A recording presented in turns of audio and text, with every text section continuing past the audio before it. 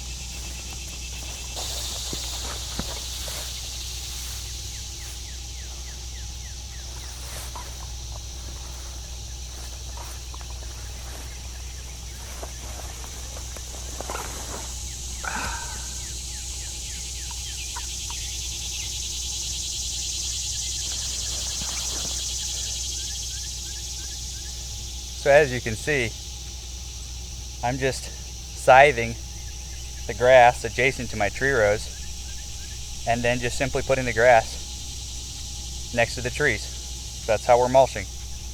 Now as the system progresses, we'll be able to use some of these poplars and some of these Jerusalem artichoke and various plants that we're growing next to the system to also provide mulch. This is a temporary situation because we're working with succession here. So currently we're in the grass stage, the grass mulching stage. But as we progress, we'll move up to higher succession species like our woody plants and our perennial weeds, if you will, perennial forbs.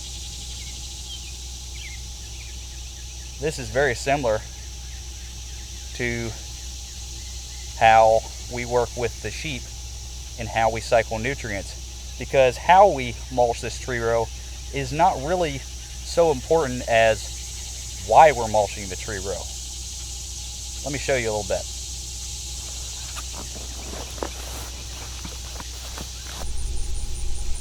So the sheep are in their new paddocks for the day. Just moved them a little bit ago.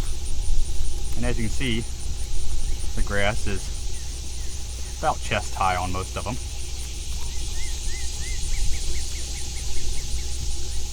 Move over here, and you can see the grass has been either eaten or trampled. And so what the sheep are doing is they are cycling these nutrients. They're eating the grass and they're putting it back into the ground in a way that it will actually encourage more grass growth and more vigorous grass growth. So we've got some manure here, fresh manure. So they're taking these nutrients and they're putting them back into the soil in three ways. One way that they're doing that is they're taking the water, drinking it, and then their urine has water-soluble nutrients that they're urinating back onto the ground. The second way is some of the plant matter that they eat, as you can see, is being put back onto the ground as manure. Some there, some more there.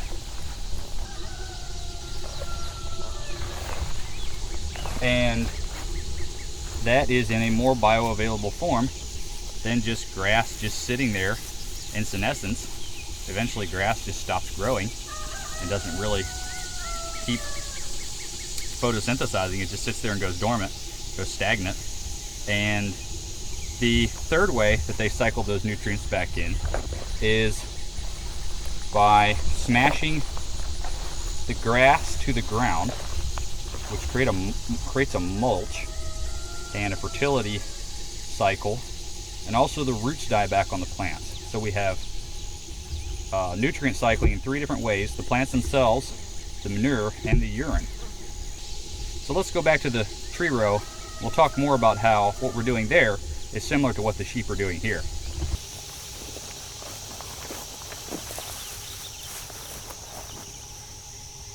So like the rotational grazing of the sheep, we are cycling nutrients in our tree rows. So we are cutting back this grass, and that is causing root dieback. When we cut the grass, it also promotes growth hormone. The plants, when they are pruned, put out growth hormones, telling themselves to grow. They're talking with the microbes in the soil. They're communicating as an ecosystem, and those growth hormones will affect our trees sitting right next door. Also, we're taking this grass, which is full of moisture and full of nutrients, and we're putting it right here next to the plants, and that is going to start to promote bacteria. As it decomposes, the decomposition bacteria will break this down and make it available to our trees in the tree row.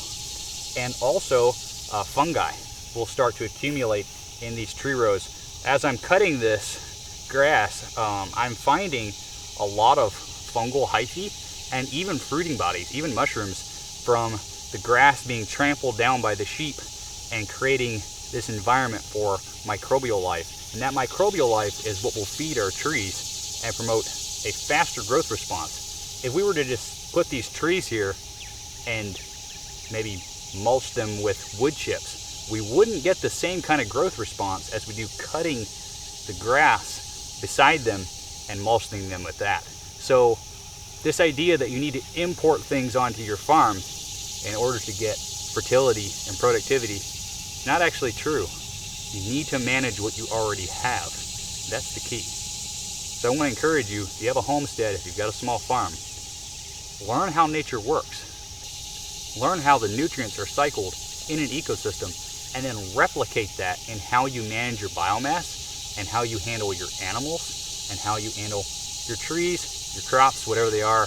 You can mimic nature and be far more productive without external inputs. I'm taking branches pruned from trees nearby and putting them in every so often as an additional mulch. It'll last longer than the grass. Unfortunately, I don't have enough of the wood to mulch everything with branches, but it will help a little bit to have some diversity in there for the microbes and also additional nutrients. One thing to note is trees feed off of the surface primarily for their food. The nutrients they consume are most of them are off the surface of the ground, so mulching is very important for tree health. So here is the mulch tree row. It could use a little bit more work yet, but it is basically done. We've got a blackberry here, and most of the tree row is cottonwood. I don't think any of the other trees planted in here survive. There's also the Jerusalem artichoke, which as it matures, it will also be used as a chopping drop to mulch the tree row. As you can see, just lots of poplars, the catalpa, and some other things that were in here did not survive. I think there's one willow tree in here, possibly, another blackberry.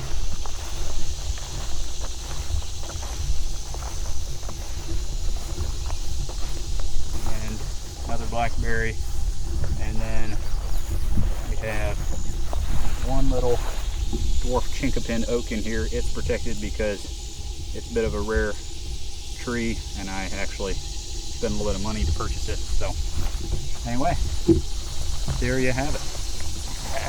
That's how we mulch our tree rows, and a little bit of why we mulch them.